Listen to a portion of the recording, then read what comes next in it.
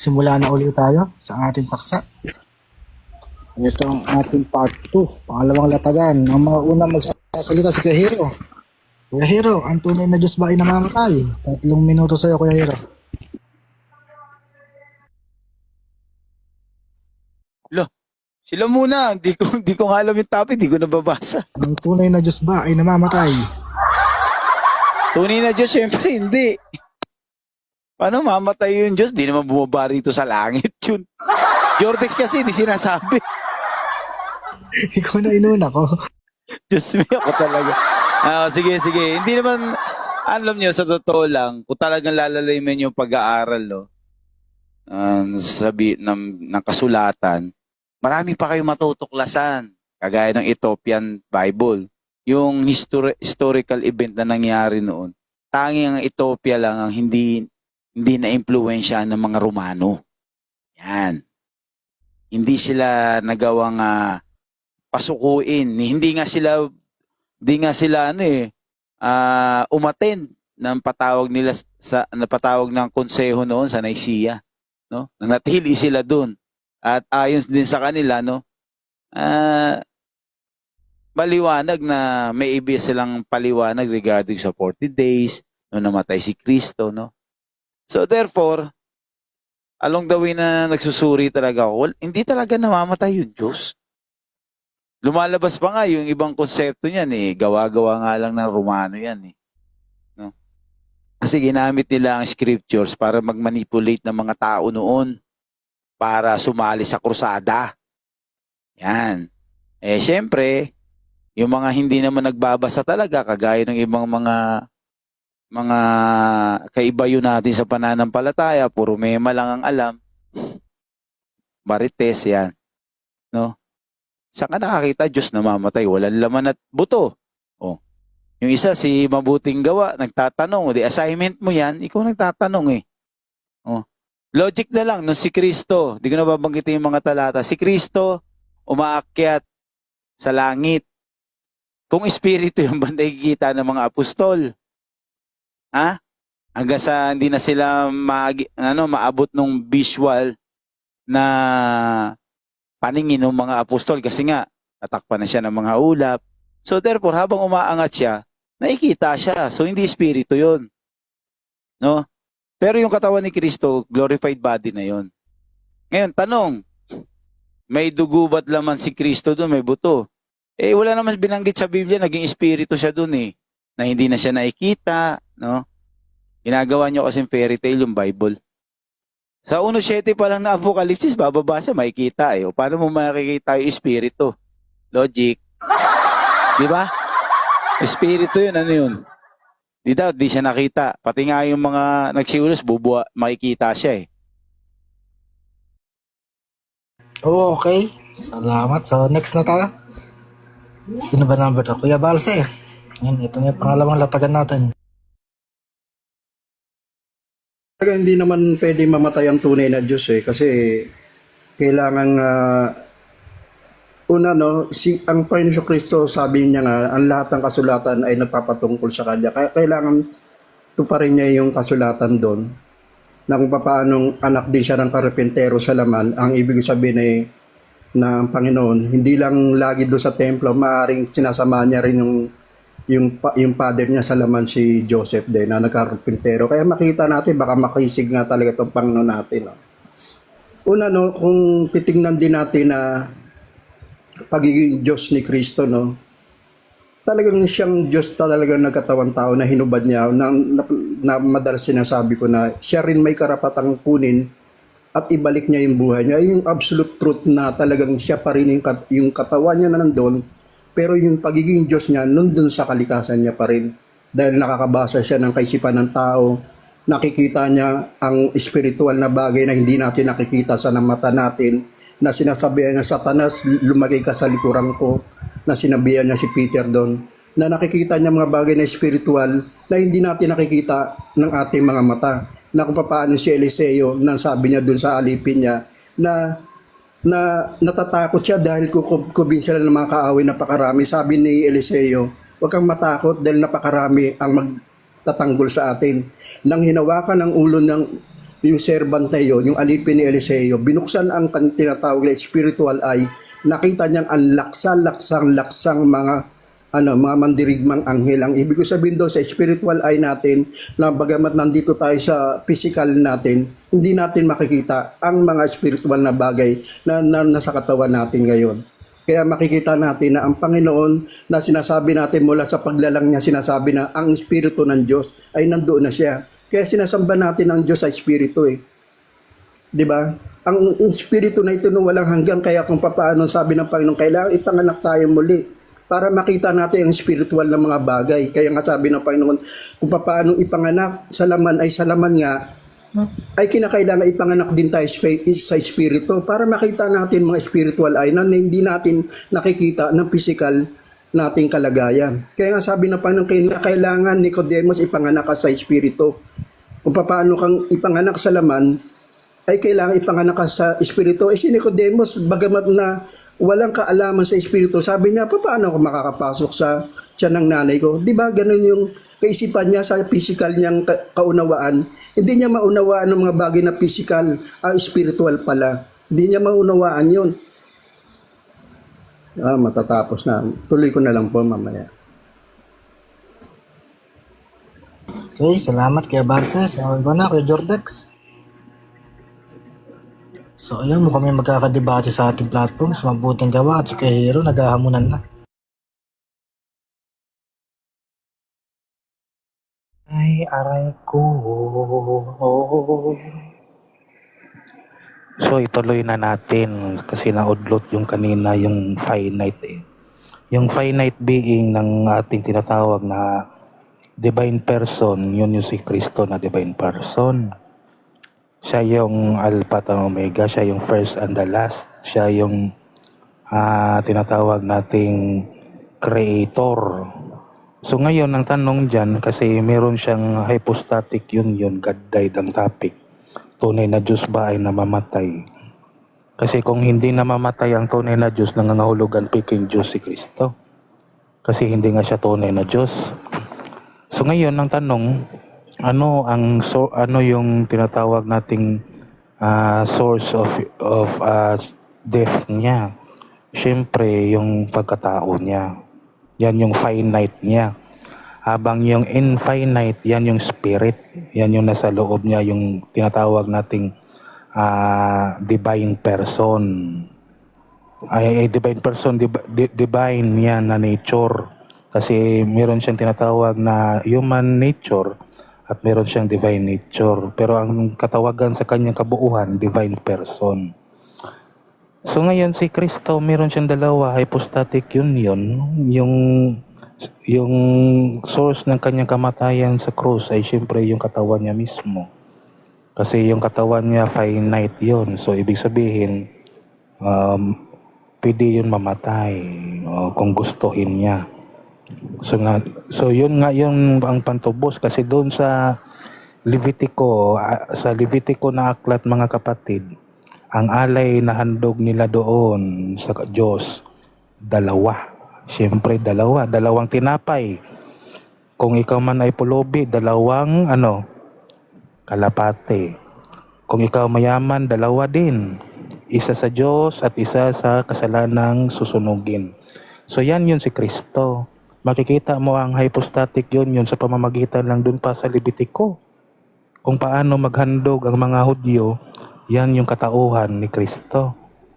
So ano yon? Isa sa Diyos at isa sa kasalanan. So nakikita nyo na kaya pala tinawag si Kristo na Son of God, Son of Man. Kasi si Kristo pala ang ultimate na sacrifice ng Diyos, the only begotten Son of God. So nakikita nyo mga kapatid, kaya pala may kakayahan itong taong ito na si Kristo Jesus na iligtas tayo kasi yung kanyang katawan pala, siya pala ang ultimate sacrifice sa Diyos. Kasi siya mismo ay Diyos. So nakikita niyo mga kapatid, so magbalik. Nabitin pa si Col. Ikaw naman ngayon, taga-basag.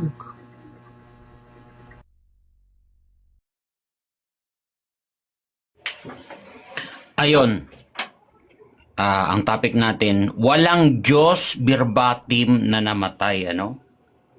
Sa 1:23, ang mababasa natin sa Biblia, ang dalaga magdadalang tao at manganganak ng isang lalaki at itatawag nila sa kanya ay Emmanuel.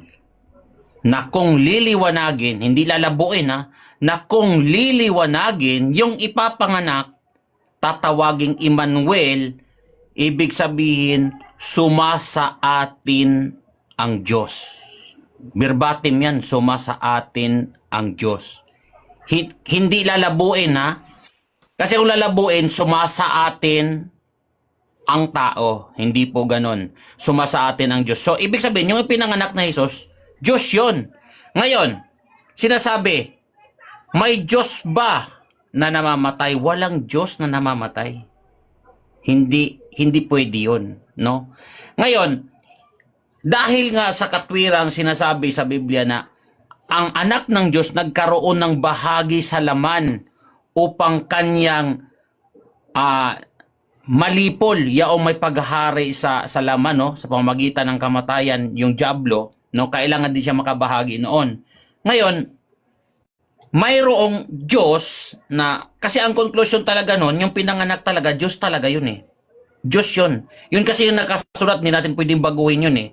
Dumaan yun. Dumaan. Hindi dumaan, no? Pero walang verbatim na namatay ang Diyos, walang ganon. Pero dumaan siya sa ganong parte, no? Sa ganong, in that process, dumaan siya sa ganon proseso. Pero, pag tiningnan mo, hindi naman talaga. No? Kasi, nagkaroon siya mismo ng pangangaral doon sa bilangguan ng 3 araw. Nung bumalik naman siya, ayun, nabuhay naman siya, no? Yun naman yung inakyat niya sa langit. Kasi kailangan kasi siyang magbata ng ganong, kasi ang kautusan, no, sapagkat ang hindi magawa ng kautusan na mahina sa pamagitan ng laman sa pagsusugo ng Diyos sa kanyang sariling anak na nag-anyong lamang salarin. Nag-anyong laman siya, no? Nag-anyong lamang salarin, at dahil sa kasalanan ay hinatulan ng Diyos sa laman ang kasalanan. So yun yung process, no? Yun yung paraan ng Diyos para malipol yung may paghahari sa kamatayan. Yun sa Hebreo 2:14, ano? Yun yung proseso ng pagliligtas ng Diyos sa ating mga tao sa pamagitan ng pananampalataya sa kanyang anak. Okay, time na, tagabasag. So, ito kayo na po, Kuya Robin. Palakihan ako. So, itigil na po ninyo ang pagkaunawa ninyo doon sa nagkatawang tao, na ang kahulugan ng nagkatawang tao para sa inyo, dati siyang Diyos tapos magiging tao. Halimbawa, batay sa pahayag ng Panginoong Hesukristo, sapagkat ako ang Panginoon ay hindi nagbabago. Paano ngayon yan? Paano nyo ngayon sasabihin na si Kristo ay dating Diyos, nagkatawang tao lang? Mali ba si Propeta Malakyas? Uulitin ko po. Wala po tayong adhom, talata lang ng Biblia. Ako po ang Panginoon, yan ang Diyos, hindi nagbabago. Kaya't kayo o anak na lalaki ni Jacob ay hindi nangauubos. Baka naman walang mababasa niyan sa Bagong Tipan. Santiago 1:17. Ang bawat mabuting kaloob, ang bawat sakdal na kaloob ay pawang buhat sa itaas na bumababa mula sa Ama ng mga ilaw na walang pagbabago ni kahit anino man ng pag-iiba. Si Kristo, dating Diyos, nagkatawang tao, paano ito walang anino ng pag-iiba? 2 talata lang muna po ang ibibigay po natin. Para nang sa gayon, baka naman may makasagot na may tamang pagkaunawa na talagang dating Diyos na nagkatawang tao. Ang problema po kasi sa mga Katoliko, babasa po kami sa inyo ng Apostles' Creed, ha? Para may alam yung kabatiran yung mga Katoliko. Thus, for example, it was not until 325 AD at the Council of Nicaea that the church defined for us that was an article of faith that Jesus is truly God. Kailan daw? Noong 325 AD. Anong ginawa sa konsilyo? Gawing maging artikulo ng pananampalataya na si Jesus ay gawing Diyos.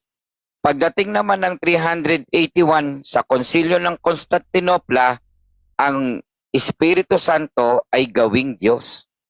So napansin po ninyo yung konsepto na Diyos na nagkatawang tao, tatlo sila na iisa, inimbento po yan at kokontrahin ang maraming talata ng Biblia. Okay. So, yun na. Si ano naman? Kuya Emmet.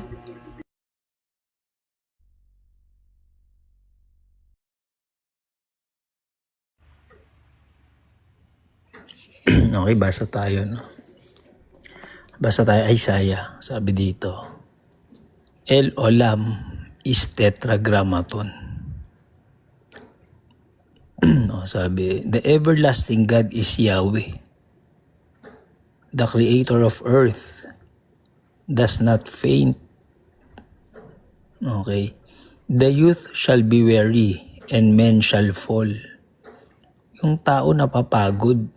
Sabi dito, yung Diyos, si Yahweh, tinawag siyang eternal God, tinawag siyang creator. So, eternal siya. Okay. Ibig sabihin, yung Diyos, hindi nagkakaedad.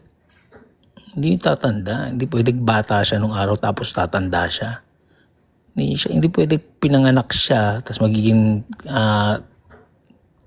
13 years old tapos missing. Tapos ililitaw 30 years old na. Ikaw yung Diyos, mawawala ka sa picture. Walang ganun Diyos. Kung ikaw yung Diyos, nagbabantay ka ng storya mo nung creation mo. All throughout. Ganun yung Diyos, malinaw. Sa Isaiah 40, El Olam, saka creator. Ay sabi ni Jeremiah, pag hindi creator, namamatay. Namatay yung Jesus. Namatay. Hindi siya creator. Hindi siya yung Diyos. Okay, maraming salamat.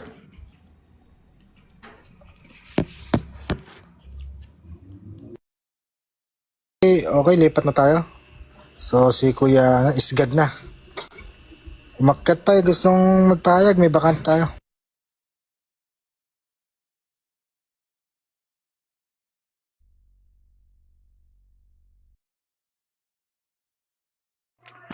Salamat po sa time bibigyan din ko lang po yung argumento. Maganda naman yung topic Ang tunay na Diyos ay hindi namamatay. Sa katunayan mga kapatid, tama naman yung sinasabi nila na walang Diyos na namamatay. At batid din naman natin ang katotohanan walang tao ang hindi namatay. Sa makatwid, yung kamatayan ni Kristo ay pagpapakita na tunay nga siya na nag-anyong tao. Kasi sabi sa Pilipos 2, siya ay nasa anyo ng Diyos, hinubad ang pagkapantay sa Diyos, nag-anyong tao. Di ba? Maliwanag. Ngayon, kung siya nag-anyong tao, palibasa ang Diyos ay Diyos ng katotohanan, at hindi kasinungaling yan, kinakailangan niya talagang daan ang proseso ng pagiging tao. Kaya siya isinilang ni Maria at siya'y namatay. Kasi yun ang tao. Ngayon po, maliwanag po, yung kamatayan ni Jesus ay karanasan ng kanyang pagiging tao at hindi likas sa pagiging Diyos niya. Ngayon, ano pong katibayan natin na si Kristo hindi namatay? Ang sabi nga po ng Lumang Tipan, ang taong patay ay wala nang magagawang masama at mabuti. Kung ang taong namamatay base sa aral ng Lumang Tipan ay wala nang magagawang mabuti at masama, ang tanong, meron bang nagawa si Jesus? Meron po. Ano po ang sabi niya bago siya malagutan ng hininga?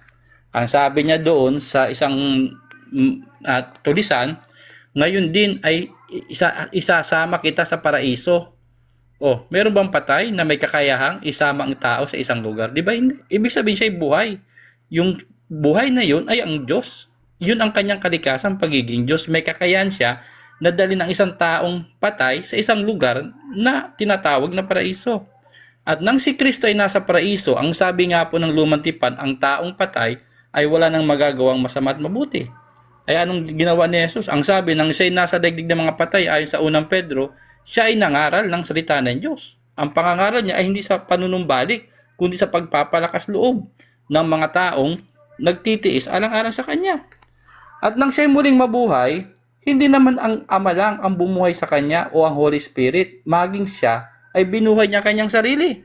Ang sabi nga po sa aklat ng John 2:21, ang sabi, gibain ninyo ang templong ito at sa loob ng 3 araw ay itatayo ko muli. Sinong magtatayo ng templo? Si Jesus. Itinayo ni Jesus ang templo. Ang sabi niya, at ang tinutukoy niyang templo ay ang kanyang katawan. At sinasabi din po sa John 10, maliwanag po sinasabi sa John 10:18, sapagkat inialay ko ang aking buhay, walang makakakuha ng aking buhay, kusa ko itong ibinigay, mayroon akong kapangyarihang ibigay ito at mayroon akong kapangyarihang kunin itong muli. May kakayahan siyang ibigay ang buhay niya at may kapangyarihan siyang kunin itong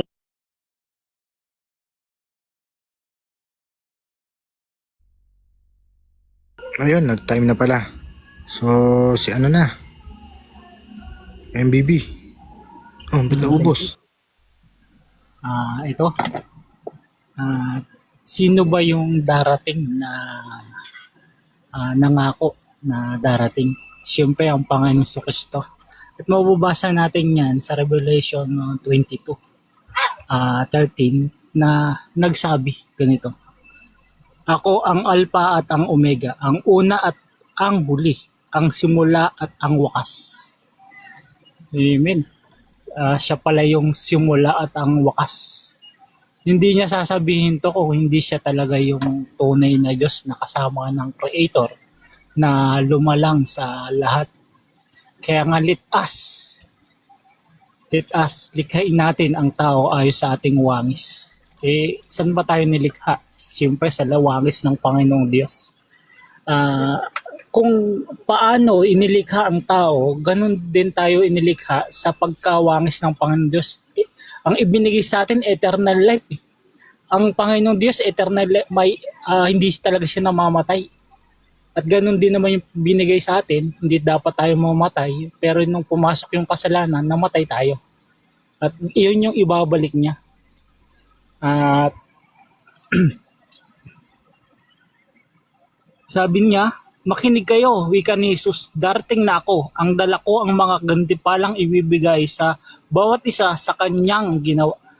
Ibibigay sa bawat isa ayon sa kanyang ginawa. Ako ang Alpha at Omega, ang una at huli, ang simula at ang wakas. Amen. Yun lang pa yun.